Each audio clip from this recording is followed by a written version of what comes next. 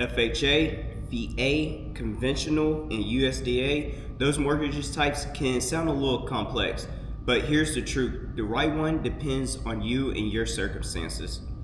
Today, we're going to be making a whiskey smash.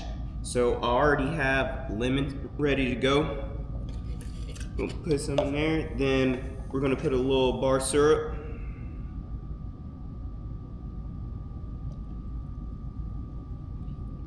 A little mo in there.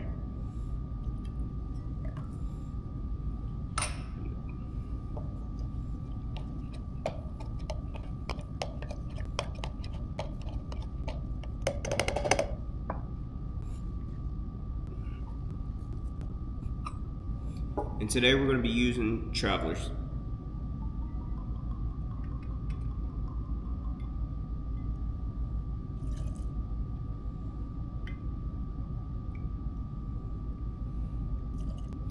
Picking the right loan is kind of like picking a cocktail. You need the right blend. Something that fits your taste, your goals, and also your situation.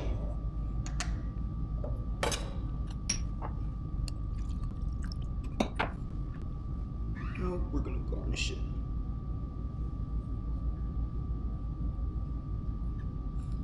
Yeah, we tried. Today, we're sipping on a whiskey smash because it's bold, flexible, and easier to digest than those loan acronyms.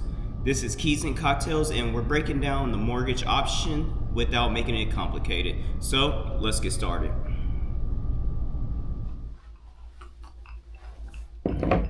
What's going on, y'all? If this is your first time watching one of my videos, my name is Jalen Harper with Century 21 Judge Fite, located out here in Dallas, Texas. If you haven't watched the previous episodes, I say start with those because the first one we talk about pre-market search, things you could do before meeting an agent. The second video is over meeting with an agent and things to ask and know. And today we're going to be talking about the different loans and down payment assistance programs that's going to make it easier with you, helping you purchase your home. So we're going to talk about FHA, VA, conventional, and USDA as far as the loan programs. Then second, we're going to go over the down payment assistance programs like My First Texas Homes, Dallas Homebuyer Assistance Program, and then last, Homes for Texas Heroes Program. So we're going to start with FHA. When talking about FHA, you must know this is the government doesn't lend out the money, but it insures loans, which encourages private lenders to offer more favorable terms to borrowers who might be at a higher risk. So what does FHA look like? Lower down payment, as low as 3.5%, more lenient credit requirements. FHA is known for being able to have low credit scores in order to apply. And while some lenders may require a higher FICO score, a 580 is often sufficient enough to get it at a 3.5% down payment. For those with scores between 500 and 579, a 10% down payment might be necessary.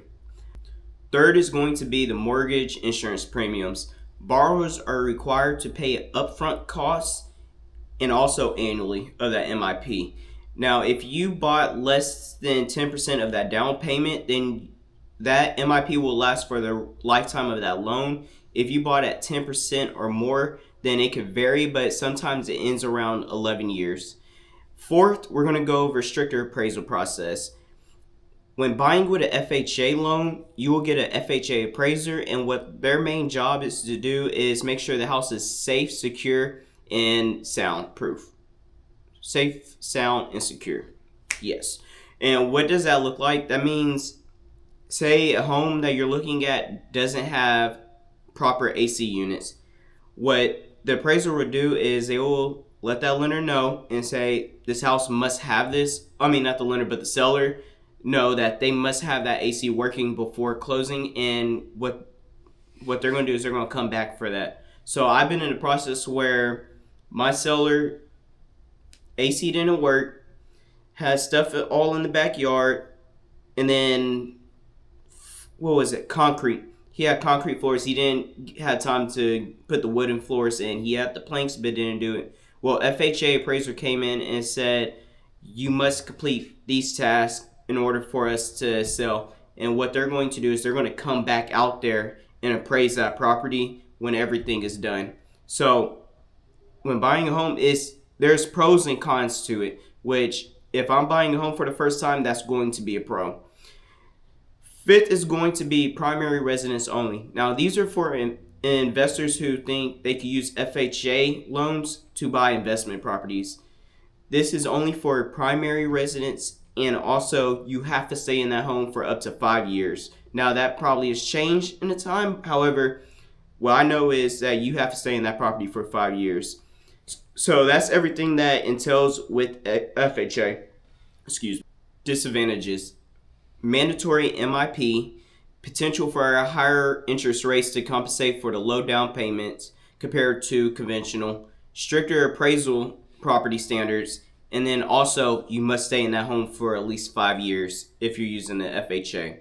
The advantages: increase in accessibility for home ownership, lower down payments, more flexible with credit requirements than conventional, competitive interest rates, and then also there's a myth saying that you can't use FHA after you used it one time.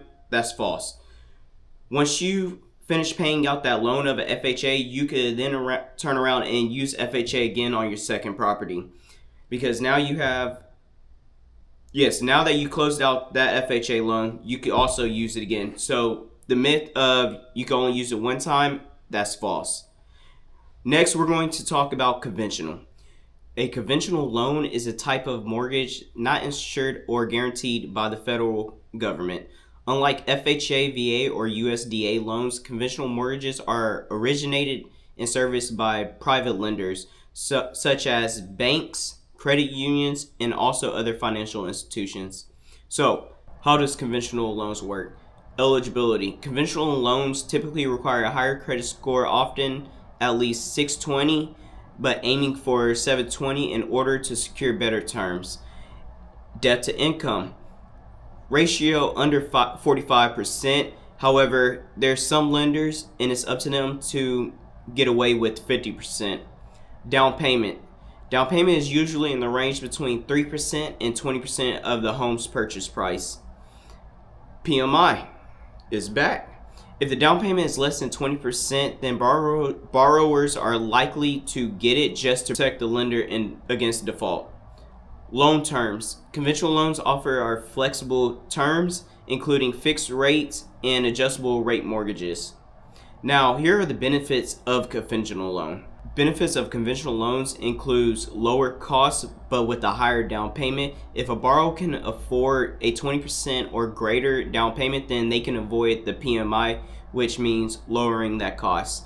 Flexibility. Conventional loans often offer more flexible terms, like we stated above. Higher lending limits. These loans can offer up a higher lending limits compared to FHA, which I will just discuss that here shortly.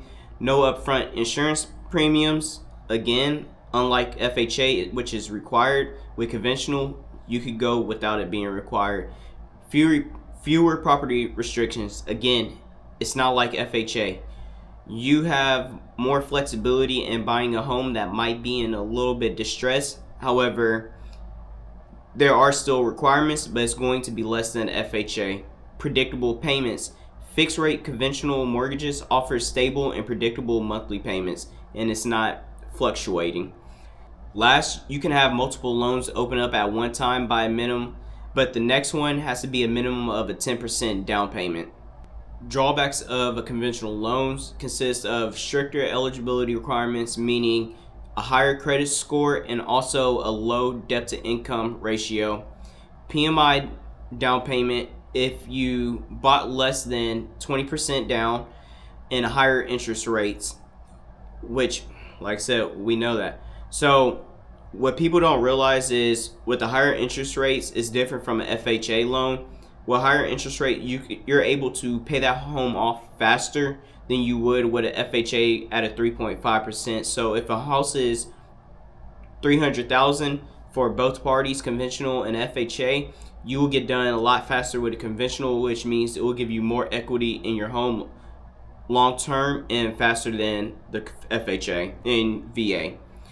So in summary, conventional loans are popular for flexible mortgages options for borrowers with good credit and a stable income. And in 2025, the U.S. government put conventional loan at $806,500, which is higher than what it was 2 years ago. So that's a plus. VA. Let's get to VA. VA loan is a mortgage that is backed by the U.S. Department of Veterans Affairs, and this program is eligible for veterans who are active duty military members, reserves, and select surviving spouses to purchase a home and exclusive benefits. Here's how a VA loan works. The VA doesn't directly lend the money out, but it instead guarantees a portion of that loan and reducing the risk of private lenders like banks and mortgage companies.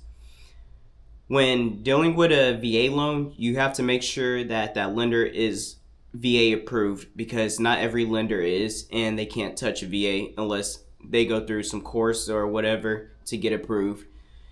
In 2025, the VA standard of the loan is the same as conventional. It's going to be $806,500. So you have a wider range than FHA, which is, let me go back. FHA for 2025 is set at $524,225. So VA Pros is going to be no down payment required, no premium mortgage insurance, and competitive interest rates. Now, they offer flexible qualifications, meaning your credit score is flexible, and also income requirements are flexible. No prepayment penalty. So if you're wanting to pay your house off sooner, then you won't be penalized for doing so. You have the ability to look at refinancing options and also assumability. Now, assumability with a VA loan means another VA can assume that current loan that you have. Yes, you'll still get that equity that you accumulated in that property. However, another VA can easily just jump in right into your loan without any penalties. Here are the cons, which is deep. VA funding fee. While VA loans eliminate private mortgage insurance, they require a one-time VA funding fee. This fee helps offset the cost of a VA loan program to taxpayers and can be rolled into the loan amount. Property requirements.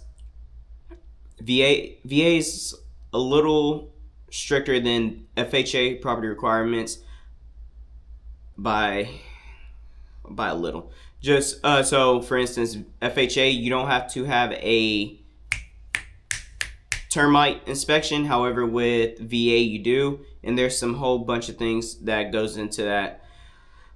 Occupancy requirements. VA is like FHA, where if you use a VA loan, then you have to use it as a primary dwelling unless it's a multifamily property. Potential for less equity to start. Well, with you're not paying down payment and coming into a VA, then you will start with 100% financing, meaning less equity to start with. Seller challenges. So during a time we're seeing where sellers run away from VA just because, again, strict property requirements, and also a VA loan takes a little bit more time in some circumstances with the appraisal requirements. However, it's not always the case. So that's going to be the cons of using the VA. However, it's not that bad, just due to if you're struggling, have low credit or low income in your VA, then you could use that. Next, we're going to talk about USDA. USDA is a loan that I'm not too familiar with just because I've never had to use it, but it's a government-backed mortgage designated to help low and moderate incomes and families in eligible rural areas. So it's part of the USDA Rural Development Guaranteed Housing Loan Program. That's a tongue twister. But here are the pros of it. Zero down payment, low rates and fees. Because USDA guarantees a portion of the loan, lenders can offer competitive interest rates to those people. Location specific, like I said, it's a rural development program. So only homes that are designated in a rural area which surprisingly covers a large portion of the U.S., including many towns and suburbs. Income limits. Now, eligibility to tied into income limits, which vary depending on the household size and location. So here is an example of 2025 limits. For most areas, the standard income limit for a household of 1 to 4 members is $119,850. For households with 5 to 8 members, the standard limit is $158,250. And however, in some high cost areas, these limits can be higher, while in some lower cost of living rural areas, they can be lower. For example, as low as $9,100,900 for 1 to 4 member households, and $121,300 for 5 to 8 member household. Again, like VA and FHA, they have it's a primary residence only, and then also they have property requirements. So in essence, USDA loans are valuable tools for making homeownership a reality for those who are eligible in rural areas, which can reduce upfront costs and offer more favorable terms compared to traditional mortgages. Here's how to understand a USDA loan income limits. We're going to take a look at this. So it varies by location and household size. We already went over that. Based on area's median income, USDA loan income limits for the guaranteed loan programs are set at 115% of the area median income for that county.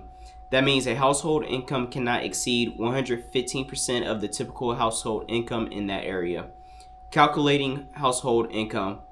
When determining, lenders consider the total income of all adults of members 18 and older living in that household, including salaries, wages, overtime, bonuses, commissions, benefits, and other consistent income sources. Potential deduction. So the USDA may allow certain deductions to a household income, such as $480 per dependent child and $400 for elderly household members.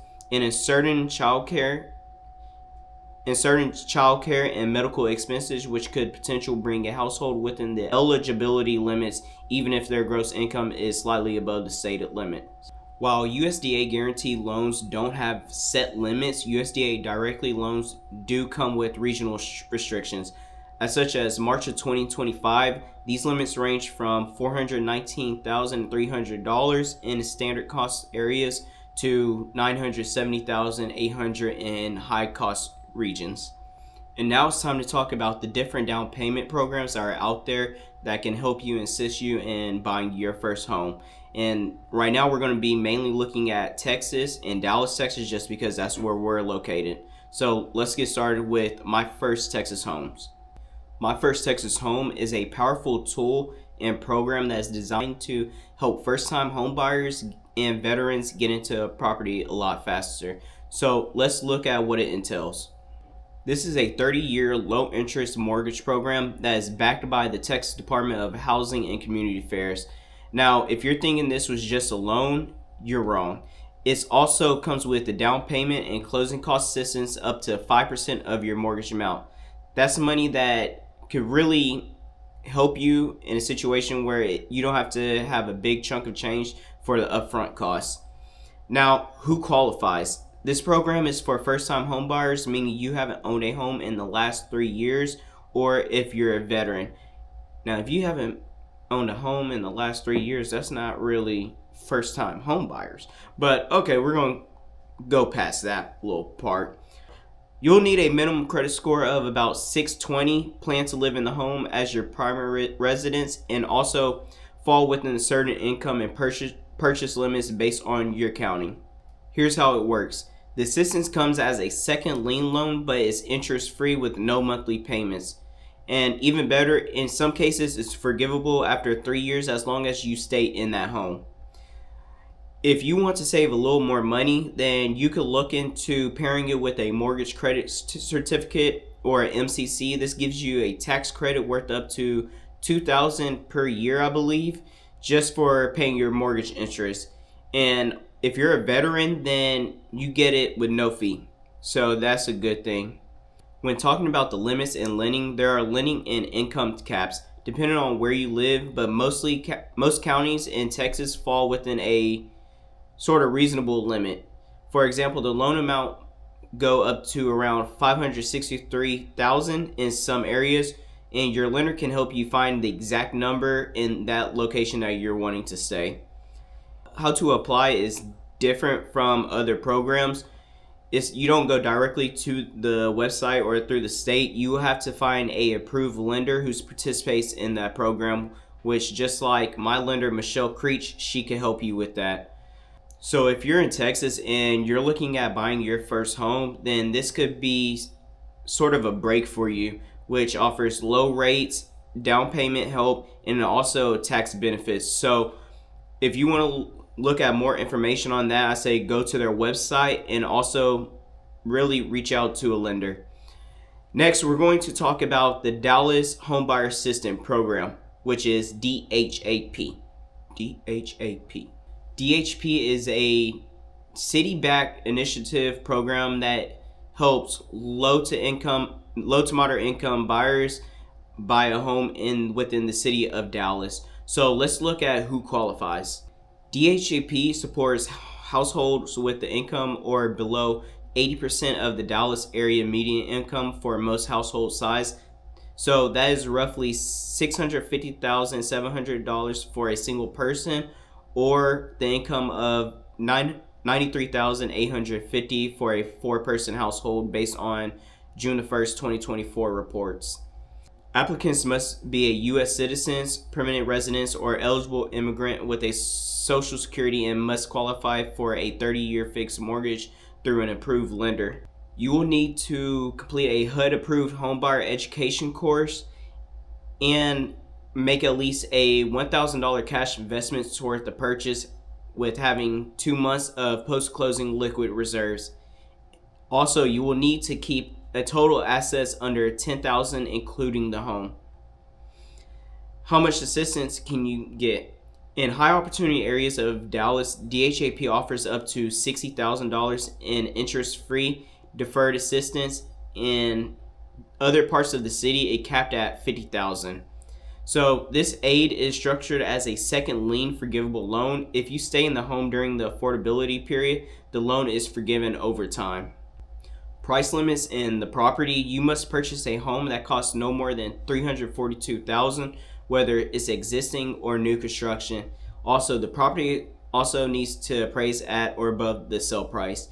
So when 2022 to 2024, roughly, new constructions, they had a house listed for, let's say, $450. Well, appraisers came back saying it's only worth $440, $430. And in this situation, you won't be able to use this program with that new construction, just because it's not, the lenders wants to make sure that if you go in default of your loan, they have the ability to sell the property for what it costs them or more. So back to applicant processes. Here's how to get started. Take the required homebuyers education course, contact DHAP approved lender to get pre-qualified, and then submit your DHAP application online via the neighbor portal and upload documents. Once you have sales contract and lender approval, DHAP and your lender finalize the assistance. Expect up to 45 days for review to closing, which typically a FHA conventional VA could take up to 30. This will be a little bit longer. So don't stress, and this is something you need to be upfront with the sellers before going into contract. So why is it worth it to you? Applicants are able to collect around $30,000 and more to help with down payment and closing costs. Second, interest deferred. Third, it can be fully forgiven if you meet the requirements and conditions of that program. Now, if you stay in Dallas, the perfect way to get started is by taking that first-time homebuyers course and connecting with a lender that's able to help you. Last but not least, we're going to be talking about Homes for Texas Heroes program. The Homes for Texas Hero program are for teachers, nurse, first responders, and veterans that are looking to buy a home. And different regions of Texas. And this program is backed by the Texas State Affordable Housing Corporation, which helps heroes and communities get a house with a 30-year fixed mortgage rate and up to 5% in down payment and closing costs. So with this program, you don't have to be a first-time homebuyer to apply. However, if you are, you can also access free mortgage credit certificate that refunds a portion of the mortgage interest. Let's look at how it works. You will work with an approved TSAHC lender to close your primary mortgage, FHA, VA, USDA, or conventional. On top of that, you receive up to 5% of the mortgage as assistance, either as a non-repayable grant or as 0% deferred forgivable second lien loan that forgives after 3 years if you stay put. There will be no monthly payments and no interest. For credit and income requirements, to qualify, you need a minimum credit score of around 620. Income and purchase price limits vary by county, usually up to 115% of area median income, or 100% in targeted areas. Limits can range roughly $920,000 to $176,000 household income depending on the location. If you're a first-time homebuyer and you're eligible for a mortgage credit certificate, you could get up to 20% tax credit on mortgage interest, up to $2,000 per year, and the TSAHC waives 500 MCC insurance fees for HEROES programs participants. Now here's how to apply. First, you're going to need to confirm that your eligibility as a HERO profession. So show anything that states that you're a teacher, nurse, first responder, or veteran. Check local income and purchase price caps, which it will be different in each city. Complete a HUD-approved homebuyer education course. Connect with a TSAHC-approved lender. That is a tongue twister. And then last, submit documentations and proceed to closing. So that's the end of this video. I've only went over 3 of the programs that are out there that are capable of helping you if you have low funds on hands for closing or a low credit score. But in the meantime, y'all go check out some of them other programs and grants and find one that's more suited for you, because everybody is different in their circumstances. Next week, we'll be going over pre-approval and pre-qualification. I might have a special guest for y'all. So like, subscribe, and hit that notification button, and I'll see you next week.